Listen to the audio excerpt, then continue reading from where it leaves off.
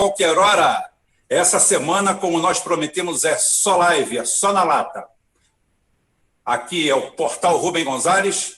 E isso eu vou deixar para o senhor abordar no segundo bloco. Eu vou trazer esses dois aí para falar. O senhor guarda aí, porque o senhor me deu umas dicas aí fora do ar de arrepiar os cabelos que eu não tenho.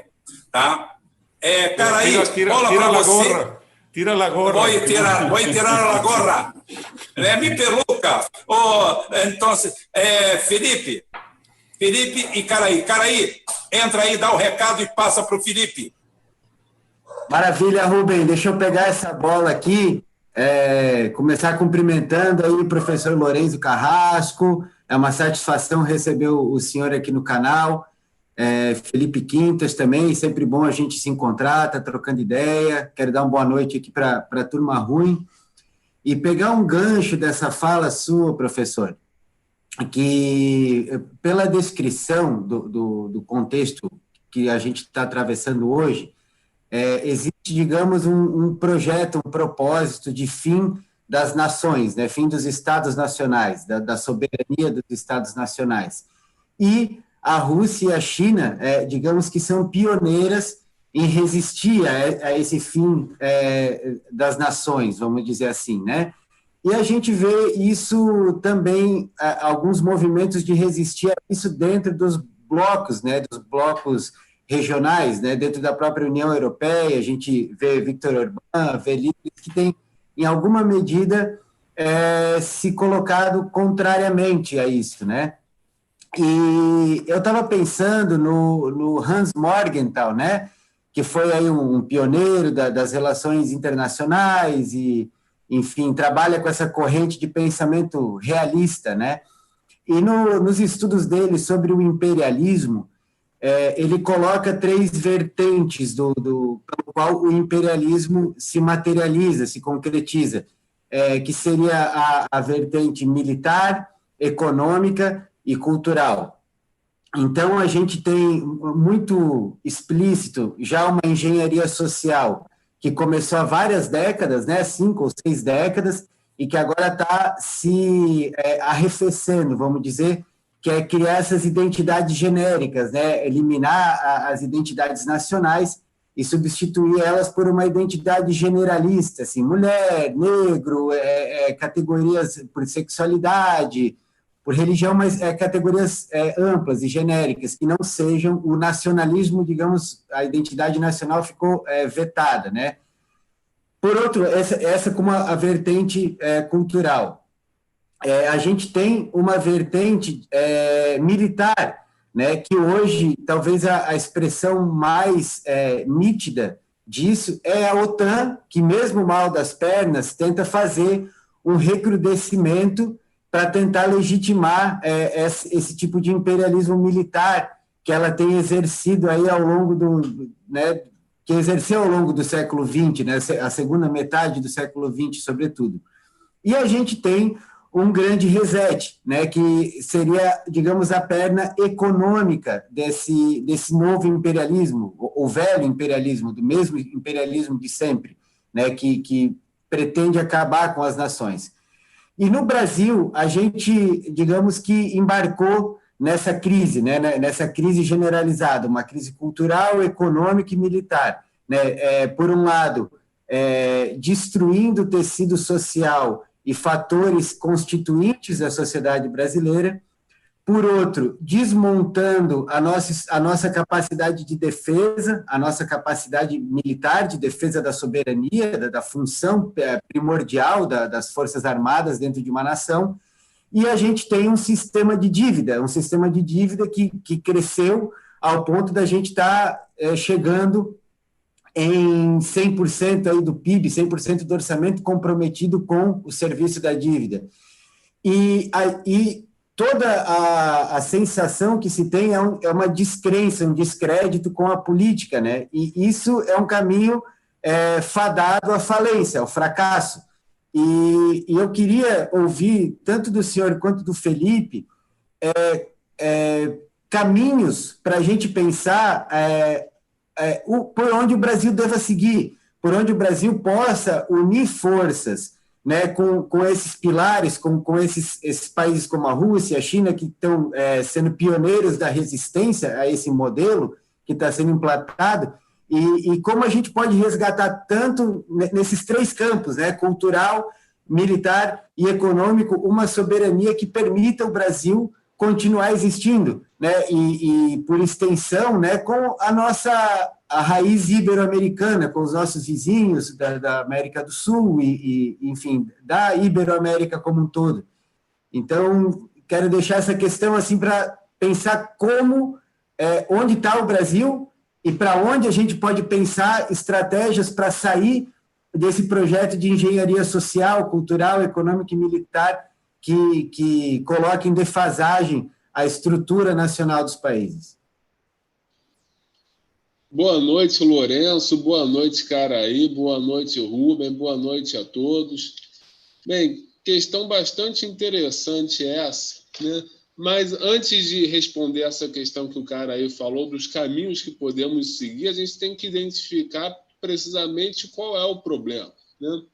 O Great Reset, como está sendo chamado pelo Fórum Econômico Mundial, a estratégia de reinício do capitalismo, não é um reinício coisa nenhuma, não tem reset nenhum. Na verdade, o que a gente está vendo é o aprofundamento de uma tendência de financiarização e de dilapidação das bases materiais e morais da sociedade que nós vemos desde, pelo menos, a década de 1970, né?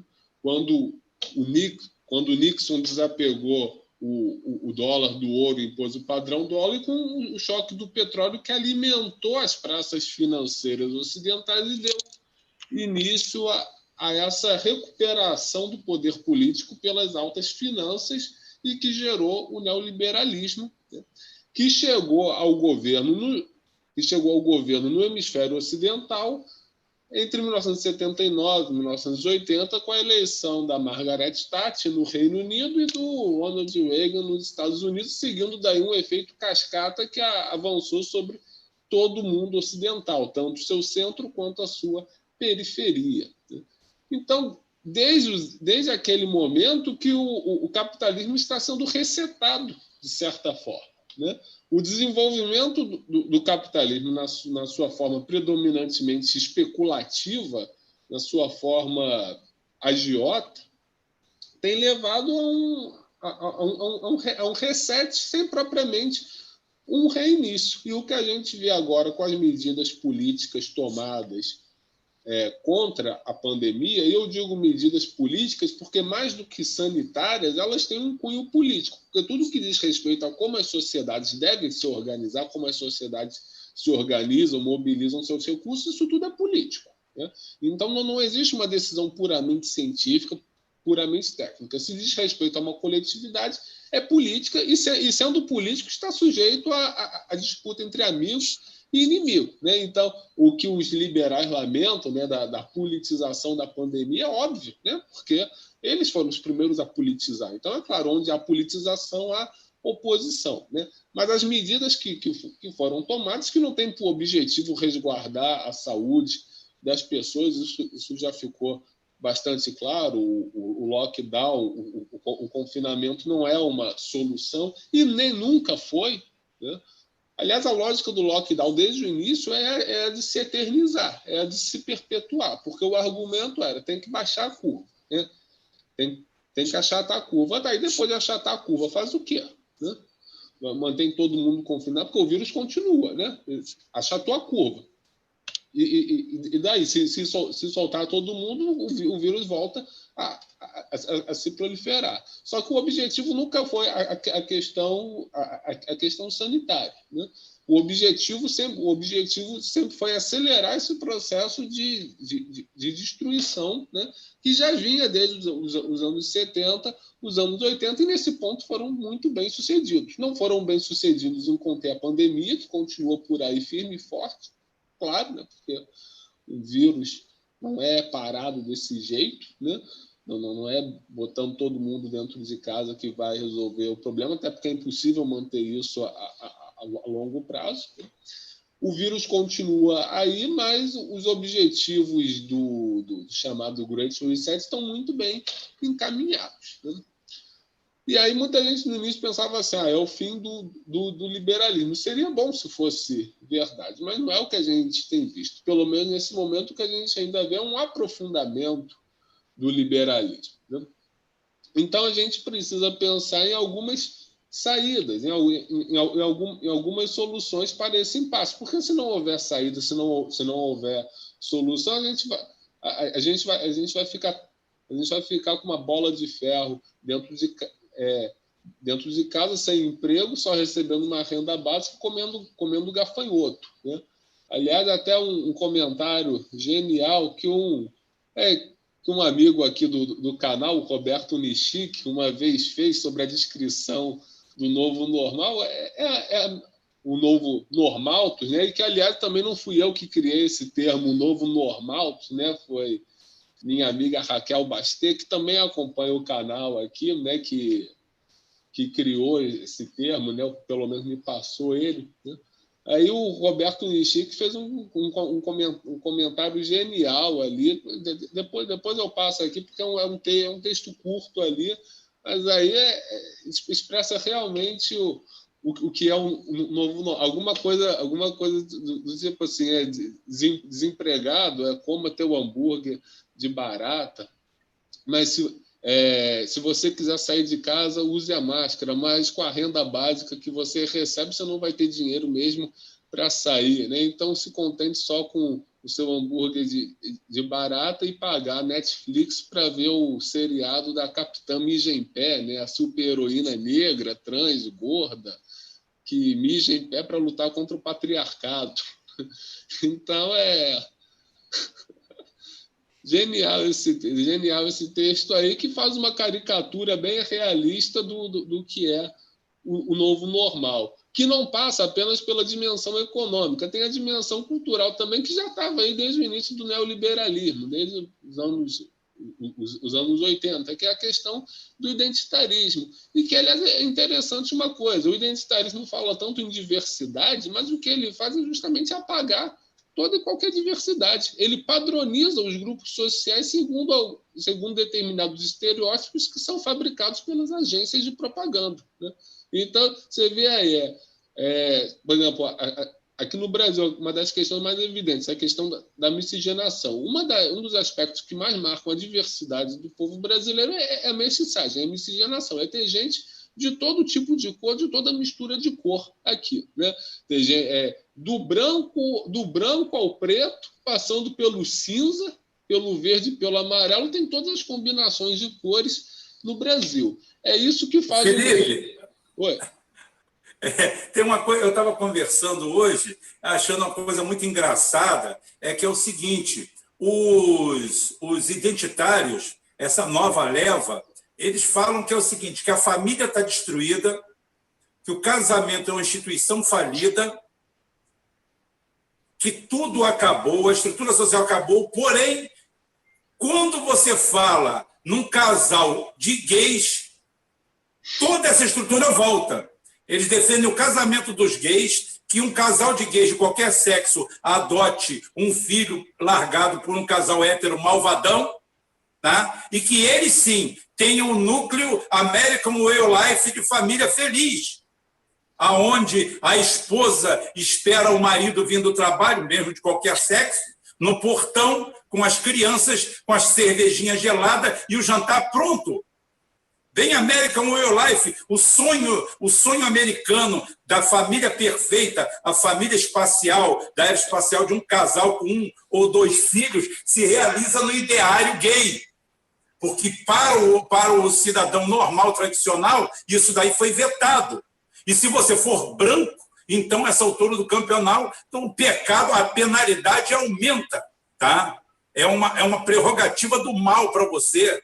Ou seja, uma verdadeira loucura, um samba do crioulo doido, se a gente puder falar crioulo, talvez, um samba do neutro doide, né? Um samba do neite do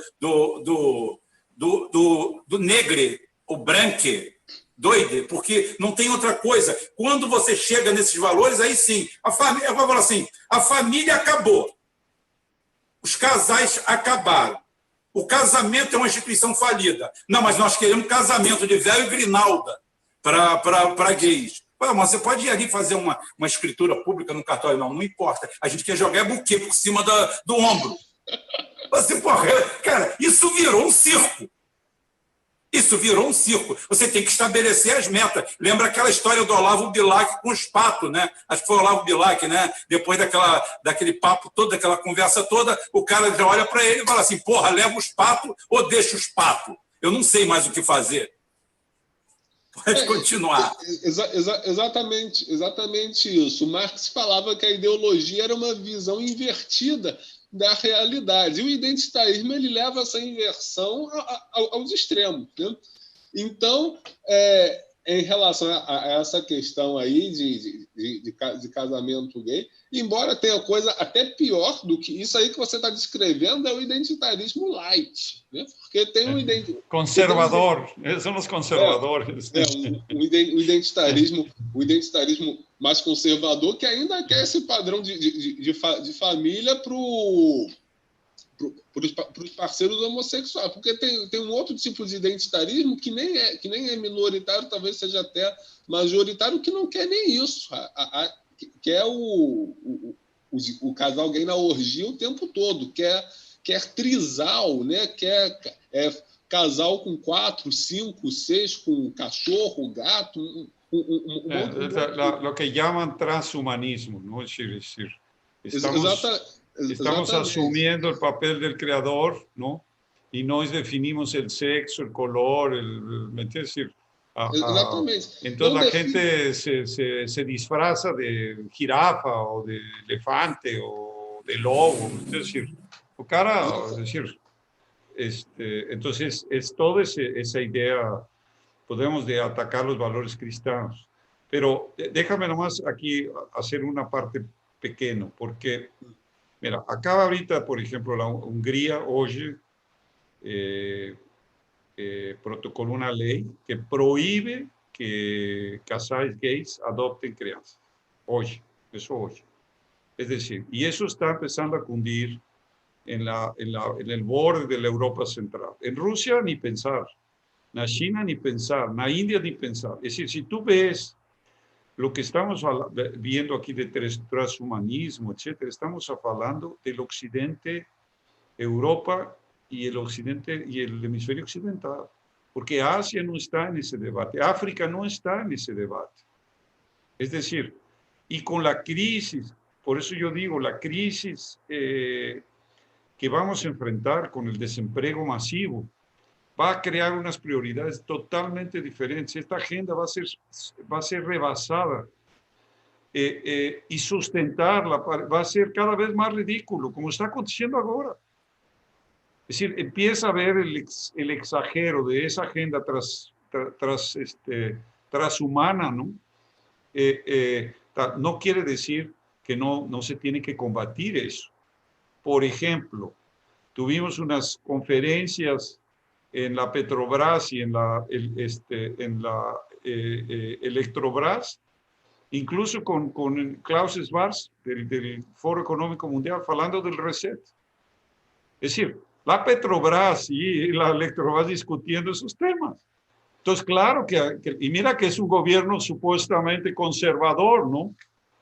Es decir, supuestamente de conservador de valores, es decir, pero eso se está dando porque toda esa política, podemos decir, de ese grupo de Guedes, es exactamente eso, ¿no? Es decir, no hay una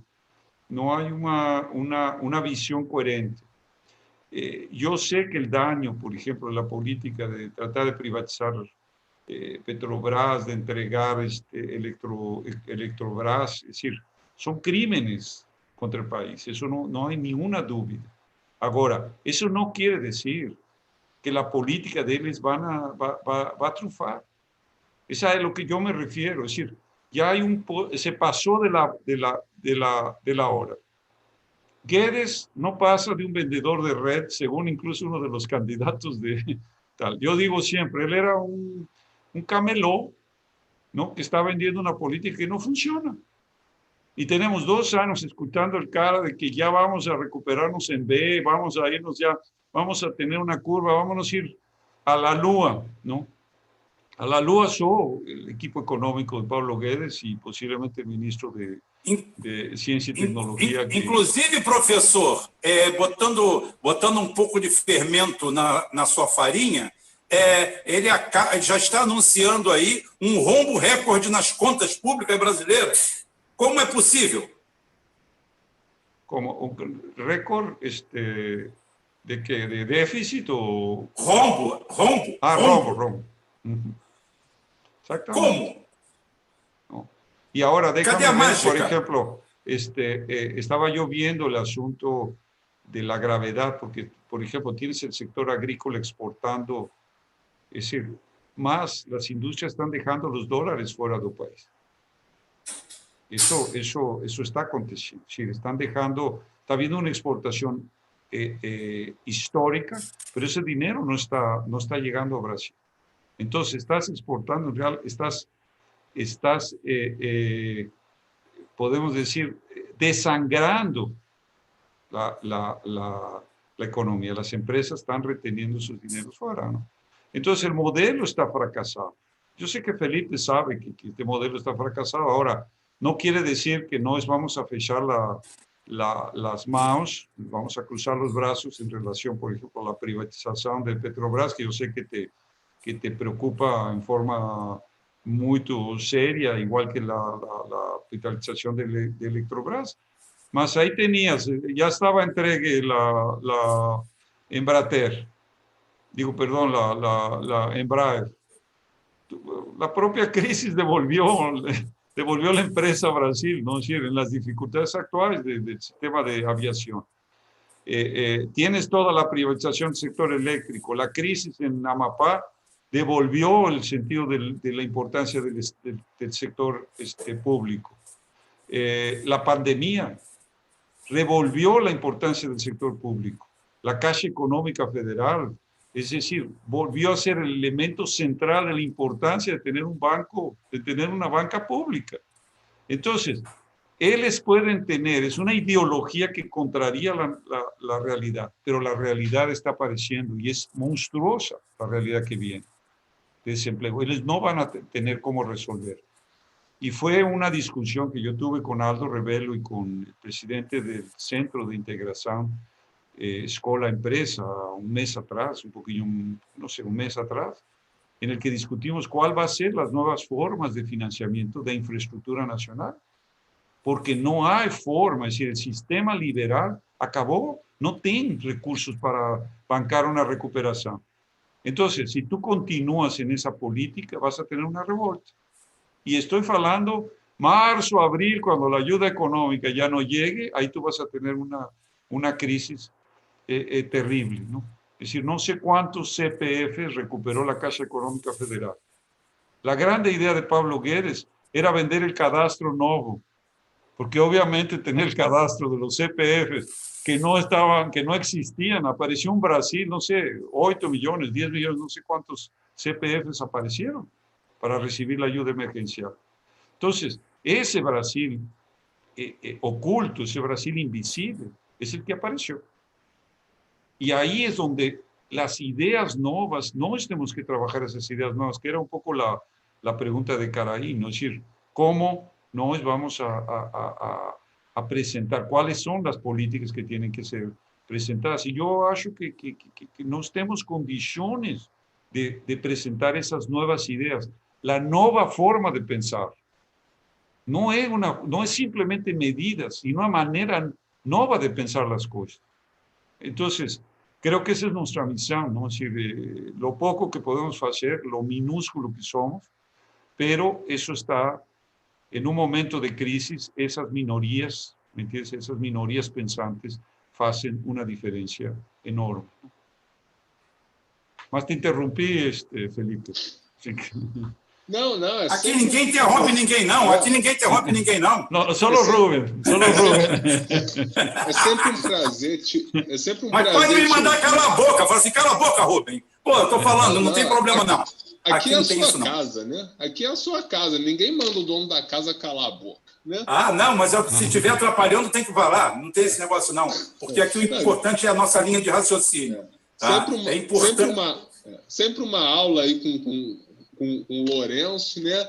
Eu concordo plenamente com ele. Precisamos encontrar novas formas de organizar material e moralmente a sociedade brasileira, né? Talvez do ponto de vista moral seja até mais fácil, né? Porque as bases morais da sociedade brasileira, apesar de um tanto degradadas, ainda conservam a sua base. Basta ver que essa palhaçada aí do Vidas Negras Importam, que quis causar uma conflagração racial no Brasil por conta da morte daquele meliante lá no Carrefour, não surtiu efeito nenhum, né? Os pretos, os brancos, os mulatos não entraram em guerra civil porque a mídia quis, para desespero, para desgosto do UOL, né? Que no dia seguinte colocou uma matéria assim: por que o Brasil não está em chama? E por que deveria estar em chama? Eles querem porque querem criar uma guerra racial no Brasil, mas isso, felizmente, não está dando certo. Outra coisa é que eles querem criar guerras identitárias de tudo que é tipo, né? E isso por quê? Porque aí o que eu estava falando antes, o identitarismo fala tanto de diversidade, mas o que ele faz é eliminar a diversidade. Então não tem mais mestiço no Brasil, não tem mais mulato no Brasil. Só tem o branco opressor e o preto oprimido. E acabou, né? Nem índio tem mais, porque o pardo, né? Em grande parte, o pardo brasileiro é descendente de índio, não de negro, né? Lá no centro-oeste, no norte, né? No nordeste, né? No interior do nordeste, principalmente, o pardo virou preto, né? Mesmo que não tenha nenhum ascendente negro, né? Mas virou preto, né? Então, o identitarismo ele suprime a diversidade real, a diversidade empírica que existe em toda e qualquer sociedade para encaixar as pessoas e os grupos em modelos abstratos que saem direto da produção das agências de propaganda, né?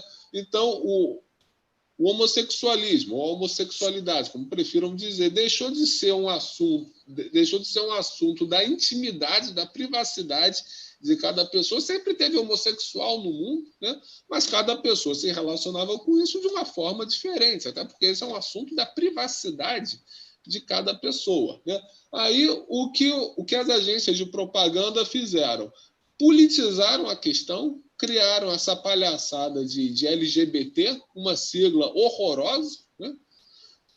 Uma sigla padronizadora, e quando se fala de LGBT, está se falando de um determinado comportamento, de um determinado modo de ser. Então, não é o homossexual real que está ali, né?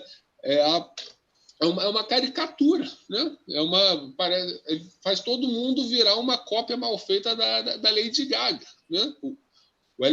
O LGBT é basicamente isso, ou seja, não tem mais a individuação, o peso da personalidade suprime isso, coloca-se um padrão absoluto que todos aqueles que são homossexuais têm que se enquadrar nesse padrão, né? Senão viram limbo, até porque não se fala mais homossexual, é LGBT, ou seja, se você não é essa caricatura, se a pessoa não é essa caricatura, ela não é absolutamente nada, né? Ela tá num limbo, né? E, enfim, se a gente pensar, não vou nem falar assim de grandes escritores que eram homossexuais, não. Vamos falar assim de casos assim que as pessoas conhecem mais. Por exemplo, Cazuza e Renato Russo, né? Eles não se enquadram, eles não fariam sucesso hoje porque eles não se enquadravam no padrão identitário colocado, né? Eles eram homossexuais, mas não eram LGBT, né? Ou seja, então hoje eles estariam ou eles se adequariam a isso e aí matariam a criatividade, o talento deles em prol de um mercado, em prol de uma propaganda, ou então simplesmente não teriam vez, né? Então o identitarismo ele faz isso, ele suprime a diversidade natural das pessoas para encaixá-las em padrões. E isso é absolutamente antissocial, porque isso vai desgastando os vínculos sociais concretos, porque o estereótipo do preto, o estereótipo do LGBT, o estereótipo da feminista não são seres sociais, são abstrações. E uma vez que as pessoas passam a encarnar essas abstrações, elas passam a atuar como agentes de dissolução dos vínculos sociais, né? E isso vai levando à degradação moral da sociedade. Mas, felizmente, a sociedade brasileira resiste a isso, né? Porque, na verdade, toda sociedade tem um instinto natural de resistir a esse tipo de coisa, né? Aí vem a mídia dizer que isso é conservadorismo. É claro que é conservadorismo, porque toda sociedade quer se conservar, né? Uma sociedade que não quer se conservar é o quê? Quer se destruir? Qual é o oposto do conservador? É o destruidor? É o dissipador? É o dilapidador? Né? Eu vou jogar minha geladeira e meu freezer fora porque eles são conservadores. Exatamente. Conservam meu alimento, conservam minha carne, minha proteína. Vou jogar tudo fora. Exatamente. Que negócio é esse de dizer que conservar é ruim, que conservador é ruim? Toda sociedade quer se conservar e tem que se conservar. Até porque, se não houver conservação, não vai haver progresso, né? Quando lá os positivistas falavam de progresso, eles entendiam que para você caminhar para frente, você tem que ter um chão firme, você tem que ter um ponto de partida, você tem que conservar esse ponto de partida que é dado pela história, né? A história cria as bases e é preciso que as gerações presentes mantenham e aperfeiçoem essas bases, né? Então, o conservadorismo é a base do progresso, do progresso bem entendido, né? Porque hoje progressista virou sinônimo de identitário, né? Mas progressismo não é identitarismo. Progressismo é outra coisa. Assim como conservadorismo também não é isso que o Olavo de Carvalho coloca. Conservadorismo e progressismo são dimensões interdependentes e necessárias de qualquer sociedade saudável, porque toda a sociedade tem que se conservar e também tem que se aperfeiçoar, né? E é isso, o liberalismo ele nega as duas coisas. Ele nega tanto o conservadorismo, porque ele não quer conservar nada, ele dilapida tudo, ele dissipa tudo, né? Ele joga a sociedade num eterno redemoinho e reduz as pessoas a tampinhas de garrafa que são chutadas para aqui, para ali, sem qualquer vínculo, sem qualquer relação, né? E o liberalismo também elimina as bases do progresso, porque uma vez que ele retira, uma vez que ele destrói tudo aquilo que as sociedades construíram historicamente, eles deixam a sociedade sem referência de ação, né? Sem referência para o futuro, de modo que elas acabam sendo privadas da sua dimensão histórica de transformação. O que o liberalismo quer condenar as sociedades é um eterno presente de destruição, de dilapidação, de opressão no sentido verdadeiro do termo, né? Então, o liberalismo tira os vínculos, suprime os vínculos com o passado, suprime a possibilidade de construção de futuro e condena as sociedades a um presente miserável sem a possibilidade de elas saírem disso, né? Então, como é que se sai desse atoleiro, né? Em primeiro lugar, rejeitando os preceitos liberais de organização da sociedade, rejeitando o individualismo como base da moral, restabelecendo as sociedades, né, o coletivo como base de uma ética, né? E como tal a ética como base de uma política, rejeitando o livre mercado como parâmetro de organização material das sociedades e colocando a cooperação produtiva não só no sentido da indústria, também no da indústria, mas não só produtiva no sentido amplo do termo, da indústria, das artes, da cultura, do pensamento, enfim, de tudo aquilo que diga respeito à capacidade criadora do ser humano, né? É aperfeiçoar essa capacidade criadora e colocá-la a serviço da coletividade. Isso só pode ser feito nas bases da nação, que são as realidades coletivas concretas que existem, né? A nação e, consequentemente, valorizando o Estado Nacional como representação política e institucional da nação, como condutor dessa nação para preservar o seu passado, preservar sua obra pretérita, né? E legá-la ao futuro e mantê-la num contínuo processo de aperfeiçoamento esse que suponha uma conservação, né? Então, isso é basicamente o quê? O nacionalismo, a defesa da soberania nacional, a defesa de cada nação existir para si a sua própria maneira.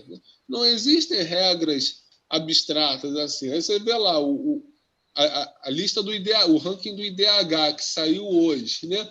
O IDH diz respeito apenas a algumas variáveis, né? Não diz respeito a todas, né? Você não é olhar ali para os países que estão em primeiro lugar e dizer assim, não, eu tenho que fazer igual, porque a gente nunca vai ser igual a ele, né? A gente nunca vai ser a Noruega, a gente nunca vai ser a Irlanda, a gente nunca vai ser Hong Kong e nem devemos ser. A gente pode ser muito melhor porque a gente pode ser nós mesmos, né? Mas para isso a gente tem que ter autonomia, autodeterminação. Ahora, déjame aquí nomás darle un poquito, podemos decir, de contextuar en el sentido que esos principios, ¿cómo se pueden implementar? ¿No? Porque, es decir, en principio, claro, podríamos hasta definir en lo que estás diciendo, Felipe, es decir, estamos hablando de un movimiento conservador nacionalista, de un Brasil profundo, porque el interior del país no está en la agenda identitaria. La mayoría del país, en el nordeste o en el interior de Mato Grosso, Bahía, no está en esa agenda. La agenda identitaria es urbana. Es una agenda urbana, es una agenda, es decir, culturalmente, no es el Brasil profundo. Como no es el México profundo, como no es la Argentina profunda, como no es el Perú profundo, tal. Entonces, no es, y vuelvo al tema que tenemos en este momento, porque agenda identitaria niega la identidad. Es interesante lo que tú decías de la diversidad, se niega la diversidad. La agenda identitaria niega la identidad humana. Es decir, y una vez que niega la identidad humana, la llenas con cualquier cosa, ¿no? Como decía Dostoyevsky, ¿no? En Los Hermanos Karamazov, si Dios no existe, vas a creer en cualquier cosa. Todo es permitido. Cualquier cosa vale, porque no hay ni un principio. La agenda identitaria niega la identidad humana. La agenda de la diversidad niega la diversidad humana. Es decir, es el nuevo lenguaje, ¿no?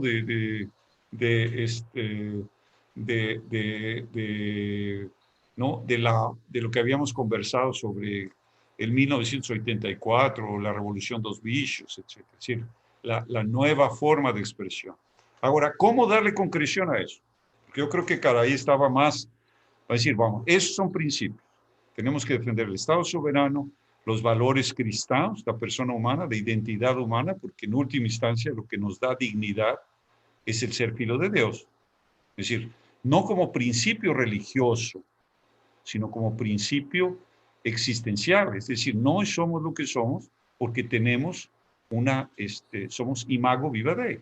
¿No? Eso es un principio, es decir, de ley natural, que es lo que estamos hablando. Pero partiendo de esta situación, ¿cómo implementar concretamente esos valores en esta situación, ya en esta situación? Entonces, primero, tú tienes un sistema que no puede funcionar más. Quien me diga hoy que Pablo Guedes va a hacer funcionar la economía y que va a haber recuperación en B, es decir, está viviendo en otro planeta. Y el único que tiene condición de vivir en otro planeta es el ministro de Ciencia y Tecnología porque fue astronauta. Más en un cierto sentido hacen compañía de él estando en la Lua, el grupo de Pablo Guedes y algunos otros. Pero empecemos con el asunto de la identidad del país. Es decir, tú tenías la idea de que Trump iba a ser el gran aliado de los Estados Unidos en términos de defender los valores conservadores. De defender los valores conservadores, de apoyar en la causa de Amazonia, ¿no? Que podías tú enfrentar esa agenda. Esa era la idea. Solo que eso no existe más. Acabó. Es decir, tú puedes decir, bueno, hubo fraude electoral. Yo no sé, puede ser, es muy posible que hubo, porque obviamente que Trump no estaba totalmente acertado en la agenda hegemónica. Eso era evidente, ¿no? Así como puedes decir, asesinaron a Kennedy el complejo militar industrial, pero no puedes demostrar. El fato es que lo mataron y cambió la historia de los Estados Unidos.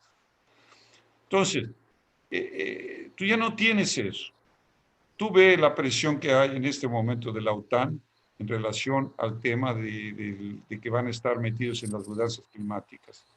Ve el grupo de ONG militar de países de la OTAN, de exmilitares que están ofreciendo apoyo o ayuda a Brasil para bregar con el problema climático, el problema de desmatamiento y quemadas, etc.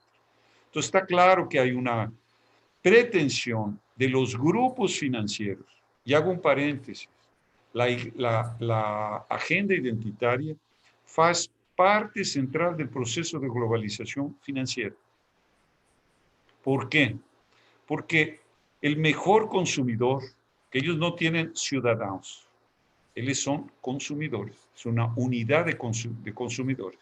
El mejor consumidor es el que no tiene familia, es el que no hace cuentas de que hay que pagar el alugel, de que hay que pagar la escuela a las crianzas, de que hay que tener el súper, tal y tal. Es aquel cara soltero, ¿no? O el homosexual que no tiene, que no tiene ni una responsabilidad familiar. Es el mejor cliente del sistema bancario de las tarjetas de crédito probado, ¿no? Aliás, esto me lo dijo el profesor,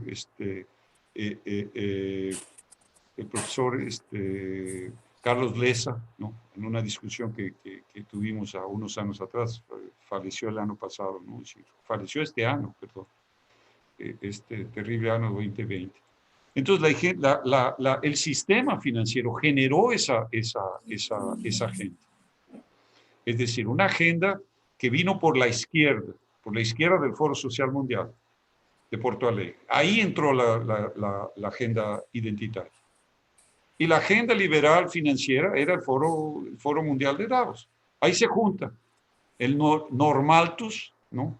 El Normaltus es la agenda del Foro Social Mundial con del Foro Económico Mundial, junto, en el Gran Reset. Entonces, primera cuestión, ¿cómo enfrentas el peligro de soberanía del país? Si ya no tienes la ilusión de que Estados Unidos iba a ser tu grande aliado. Entonces, ahí es donde yo he planteado abiertamente, Brasil tiene que pelearse en la experiencia del grupo de Bandung de 1955. Es decir, cuando en la ciudad de Indonesia se juntó Nehru, se juntó Nasser, se juntó Sukarno, y se juntó un líder, no me lembro cuál es el líder chinés, y crearon aquel movimiento anticolonial, que después, en el año 61, el Marechal Tito en Belgrado formó el movimiento no alineado. Estamos exactamente frente a ese problema del colonialismo verde, del reset verde, del colonialismo verde.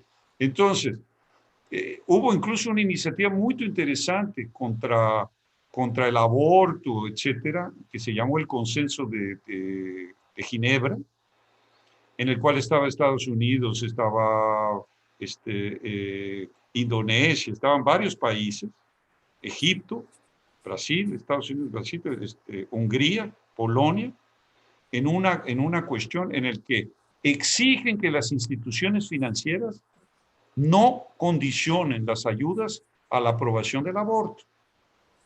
Eso es una semente, y además el discurso del representante americano fue perfecto, la defensa de la soberanía, que no puede haber intervención de la ONU ni de las instituciones multilaterales para imponer la agenda del aborto. Vean en Argentina, esa agenda ya fue rechazada y está siendo impuesta porque el sistema financiero está exigiendo que Argentina imponga el aborto. Imagínate Argentina despoblada, con menos de 50 millones de habitantes, con aquel territorio, que sea despoblada porque condición financiera. Entonces, yo pienso que en términos de política exterior, Brasil tiene que adoptar eso.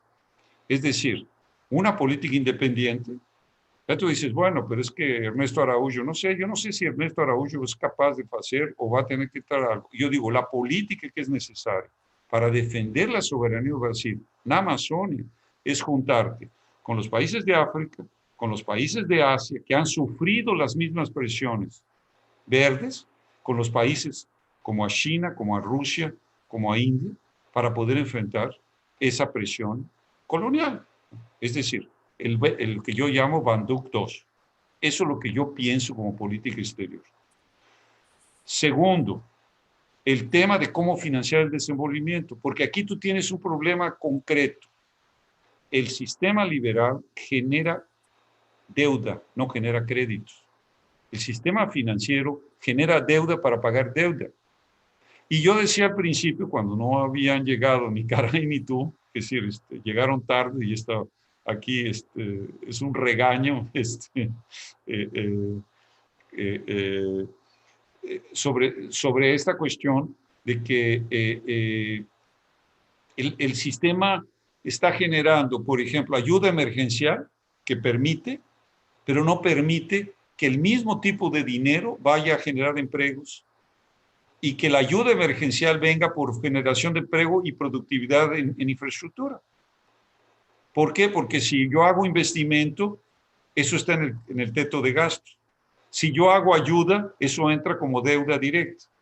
Entonces, estamos en una situación límite en el cual el Estado brasileño no va a poder emitir más que para pagar la deuda. Es decir, yo voy a emitir estrictamente lo que yo tengo que pagar para refinanciar la deuda. El sistema está quebrado.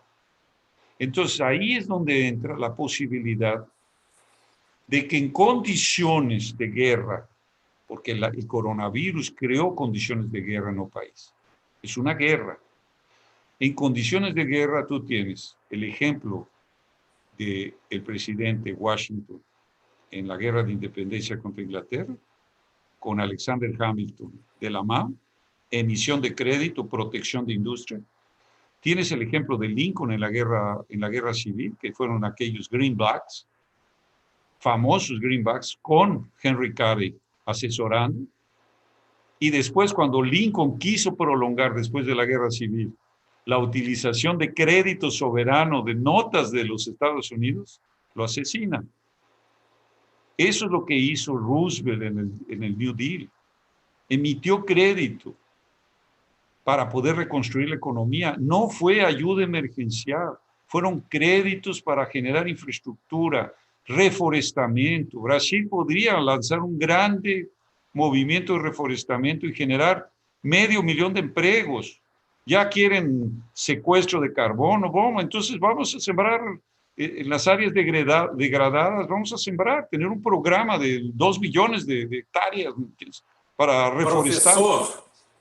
Professor, Dígame. o Brasil, o Brasil é o único grande país do planeta, com todas as falhas, estou falando aí do top 10, tá? Em dimensão territorial, é o único país que não tem praticamente malha ferroviária, assassinou sua malha ferroviária. Tá? Você vê que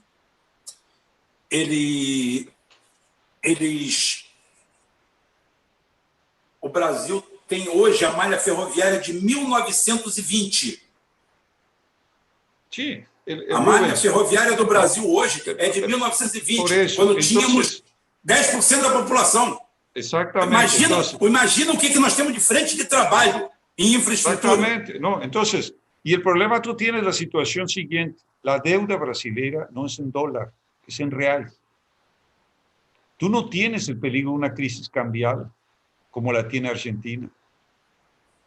Es decir, porque toda esa deuda está en reales. Y si tú realmente supervisas que toda la exportación agrícola entre las reservas al país, el país bomba de reservas cambiarias. Entonces, es un problema interno del sistema de crédito interno. Tú no necesitas, ¿me entiendes?, la anuencia del sistema financiero para mexer en el sistema financiero. No necesitas la anuencia del sistema financiero mundial para mexer en el sistema financiero. Entonces, la idea de crear títulos o bonos de guerra, lo que llamó, por ejemplo, este amigo Humberto Casagrande del Centro de Integración Escola Empresa, de Corona Bonds, es por ahí. Entonces, si tú generas esa masa de crédito para infraestructura, alegando condiciones de guerra, no, es decir, tú tienes condiciones de exactamente motivar un movimiento de optimismo cultural que va a derrotar la agenda identitaria, porque la agenda identitaria pega en una sociedad depresiva. Eso desde Alemania de Weimar, eso es la crisis de los 30 en los Estados Unidos. Es decir, siempre esas ideologías pegan en momentos en que la sociedad está en depresión. Entonces, tú lo que tienes que hacer, además de combatir ideológicamente y los debates, etcétera, es generar una política económica optimista. Privilegiar el desenvolvimiento científico y tecnológico, tirar el tema, flanquear el tema, porque la agenda identitaria vive de la polémica contra ella.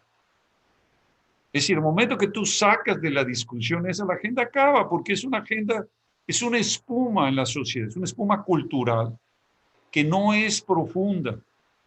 Está profunda por la situación depresiva de la población. La población está en una epidemia de depresión enorme. Entonces, tú tienes que generar un curso económico en el cual creas optimismo.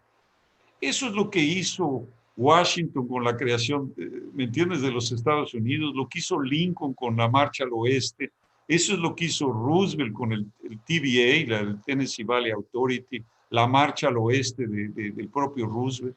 Eso es lo que hizo Getúlio. Eso fue lo que hizo Getúlio, generar optimismo, gente que no tenía identidad, gente que no tenía cartera de identidad. Esa agora se repite con esto del CPF, de la Caixa Económica, con la ayuda emergencial. Entonces aparece un país que por eso Getúlio queda en ese ícono en la población, a pesar que la población no conoció, y esto murió, él murió a casi 70 años, ¿no? Va para 70 años. Es decir, sigue siendo el ícono de un presidente patriota, generador de optimismo. El enemigo de todo el liberalismo económico, el enemigo de toda la, podemos decir, la oligarquía brasileña, hasta hoy en día. Pero lo que él generó en la población fue optimismo. Él no quedóse debatiendo, él era un liberal. Era un liberal, es decir, su pensamiento era un liberal conservador, no liberal neoliberal, es decir, él era una persona, como se fala mucho en Río Grande do Sul, ¿no? El liberal, solo que la gente confundió eso con liberalismo económico, es diferente. Entonces, eso es lo que tiene que pasar en el país. Es decir, trabajar en esa agenda de proyecto, generar ese optimismo cultural, y eso va a generar el proyecto de integración. Yo, quinta-feira, tengo un live, después yo mando el convite en Perú, sobre la forma de desenvolver. Va a ser una continuidad, no más que en lugar de portoñol va a ser un poco español. A lo mejor ya es que sí, va a ficar mudo, ¿no? Es que sí el español y no aprendí portugués. Entonces yo pienso eso, Felipe y Rubens, es decir, caray, el asunto es, ¿me entiendes?, la política para implementar esos principios, porque la sociedad es conservadora. En el voto del presidente Bolsonaro, queramos o no, se expresó ese voto conservador. La gente no quería la agenda identitaria, punto. Que no se supo traducir eso en una política económica por la ignorancia del presidente en asuntos económicos, la ignorancia absoluta. no solo en eso, pero en economía está claro, y querer simplemente discutir la agenda identitaria en el sentido de debate de principios contra el identitarismo, dividió la sociedad. No vas a ganar la pelea debatiendo, vas a ganar la pelea mudando las condiciones de depresión de la sociedad. Es decir, necesitamos tener un optimismo cultural. Y ahí podemos hablar incluso de un tema que yo estoy trabajando sobre el principio de los principios estéticos, ¿no? Que la mayor obra de arte es un sistema de libertad política, ¿no? Acabamos de sacar un libro de Beethoven que tú recibiste y espero que hayas leído, exactamente mostrando la forma en cómo Beethoven pensaba, ¿no? En relación a la libertad política. Que la gente piensa a Beethoven como un músico y no lo piensa como un creador de optimismo de lo que debería ser la sociedad. Beethoven deja un legado de optimismo cultural. Cuando tú escuchas la Nona Sinfonía o la Misa Solemnis, está dando un programa político de fraternidad real de la sociedad. Entonces, no es muy difícil reproducir a Beethoven si tú no tienes el contexto de lo que él estaba peleando, porque él era un republicano, era un patriota republicano, ciudadano del mundo. Entonces, eso es un poco lo que, por eso publicamos ese libro. Pense como Beethoven. Es decir, pensemos en el optimismo, en la creatividad, es decir, pensemos en el desenvolvimiento económico con ese principio de generar este optimismo en la sociedad, porque si no, no vamos a ganar la pelea. Y no se necesitan masas, se necesita un grupo que tenga esa conciencia de que hay que cambiar la forma de pensar. Porque como se dice, el bien se reproduce a sí mismo. Bonum est diffusivum sui. El bien no es como el mal. El mal tiene que estar toda noche en el Jornal Nacional. El bien no. El bien basta que tú insistas en el bien, que el bien se reproduce. Entonces, en esa filosofía, yo pienso que nos vamos a ganar porque ahora el enemigo perdió el encanto. El enemigo ya no está encantando a nadie. ¿Me entiendes? A menos de los que creen que los Estados Unidos, como parte de la familia Bolsonaro, piensa que es Disneylandia y Walt Disney. Es decir, y no entender la historia americana, ¿me entiendes? Es decir, y reducirla a esa fantasía, ¿no? Internética o esa fantasía de Florida o de Miami o de Orlando, ¿no? Esa no es los Estados Unidos. Los Estados Unidos es outra cosa, su história é outra coisa. Bom, mas eu acho que já falei demais, Rubén, e se não me callaste é porque me estás dando demasiada cuerda.